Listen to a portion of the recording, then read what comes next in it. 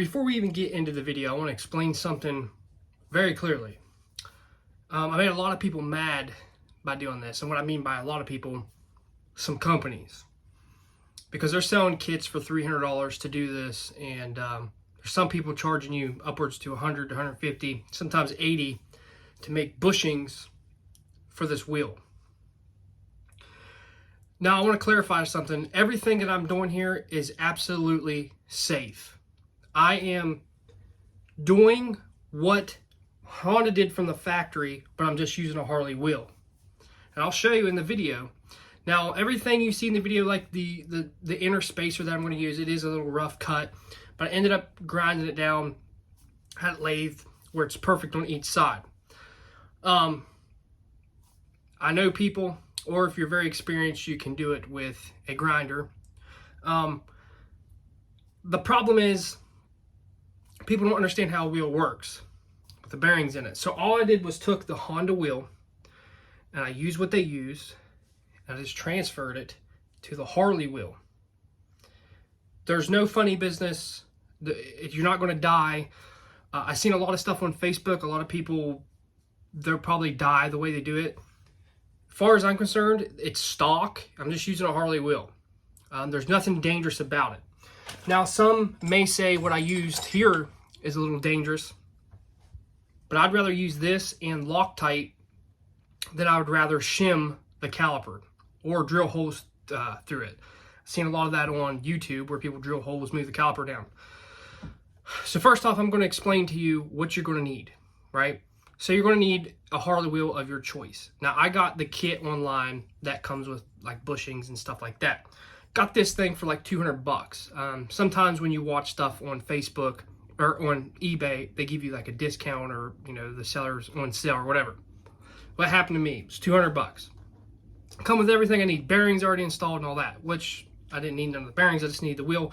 I just need a wheel that was 0 offset. That's all I needed. Because some Harley wheels, the hubs offset one way or another. Now, so I got the wheel. I ordered new VTX bearings, right? And that's all I ordered. And I ordered a new 21-inch tire. Now, one thing that people say it's a little sketchy, but I use a little Loctite on it, is the rotor spacer. Now, the reason why I run the rotor spacer is because a lot of people, like I said, are cutting down, are cutting holes in the caliper, moving it down, and stuff like that. So I got a caliper spacer with my wheel kit, and I got a 13-inch Harley rotor for the front, because your rotor on your Honda is 13-inch. So there's no moving the caliper, drilling holes, and doing weird things like that. And the only thing I did to move the rotor out was use this spacer right here. I took a caliper and made sure it was perfect all the way around, and it actually is machined really, really well. Come with the wheel kit, right? 2 different thicknesses. I use the thickest one they have. Goes behind your rotor. I put the bolts through it. Comes with longer bolts, and I use Loctite. The thing don't shimmy at all down the highway. All right, it's never came loose. I've been riding this thing. I've not had a problem out of this wheel. If you're a do-it-yourselfer, you're gonna need some balancing beads. That's what I put in this. Put 1 ounce in there. No shimmy, had it on the highway. The bearing's not gonna lock up. Stuff like that. So, like I said, I know I'm ranting, but before we get in the video, before the keyboard warriors get on here and the Facebook forums get on here and say you're going to get somebody killed, I'm not going to get anybody killed, because I took what is in the Honda wheel and replicated and put it in the Harley wheel. So I'm pretty much doing what the factory did, just sourcing parts. Now, if you look down in here, there is the rotor spacer. I don't know if I can get you in there good enough, but there is the caliper. Hits the rotor just fine. And believe it or not, I use the stock VTX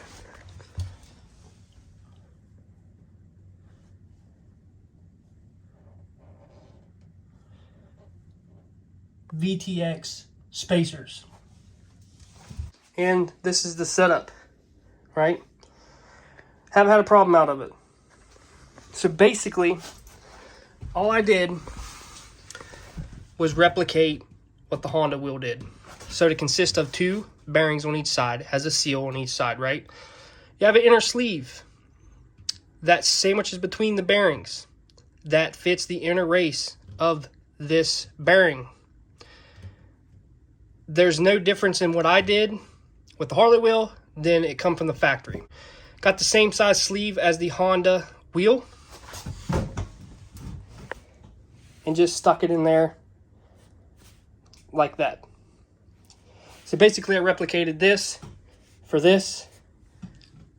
There's no dangerous things about it. I don't know what people are talking about, how dangerous it is.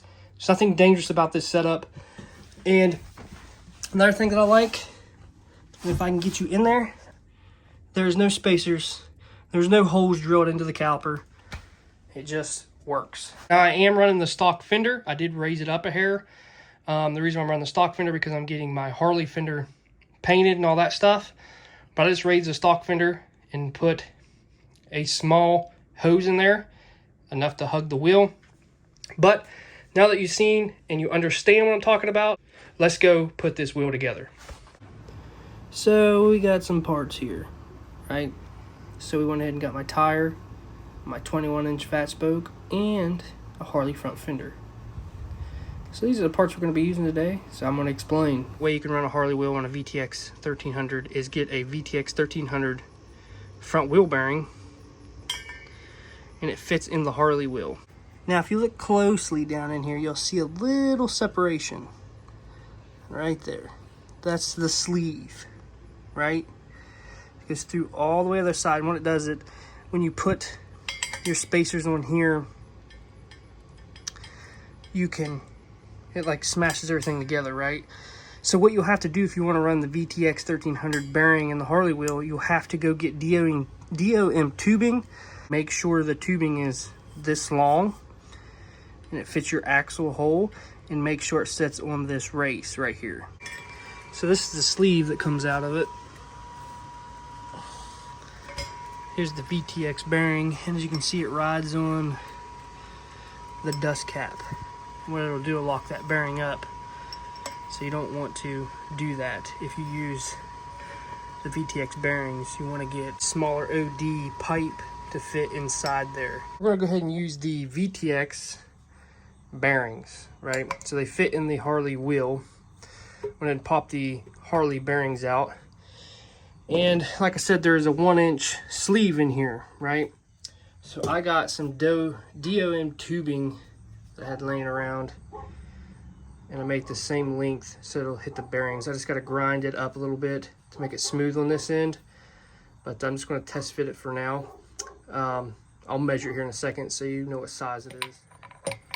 And as you see, it just sits in there just like the other one does, and my axle goes through it snugly, so that'll work perfect for what we're doing. Outside the outside, this is what you're looking at. This is a sleeve that I used. It's basically DOM pipe. All right, so the VTX bearing's in. She's on there. The rotor on, put the brake caliper on, and see where it is. Now I do have spacers to space the rotor out, where I can space my rotor out. I got a 13-inch rotor, and that's basically how easy it is to run a Harley wheel on a VTX 1300.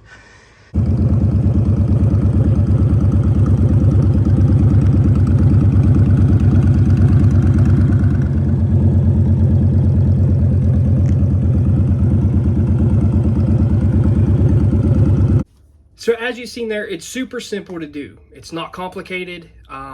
It's easy if you have a background in modifying stuff. I modify trucks, Jeeps, and stuff like that. Like I said, this is perfectly safe. There's nothing dangerous about this. I don't understand why people say it's so dangerous. Now, the stuff that I see on Facebook and YouTube, that stuff's dangerous, right? So the way I did it is super safe. There's nothing that can come apart.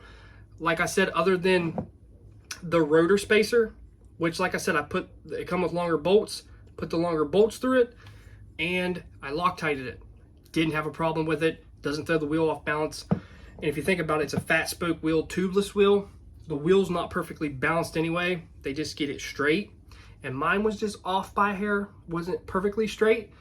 But if you use balance beads, things don't shimmy at all. So I appreciate you watching the video. Make sure you give it a thumbs up, hit the subscribe button if you haven't yet. But that's how you put a Harley wheel on a Honda VTX 1300.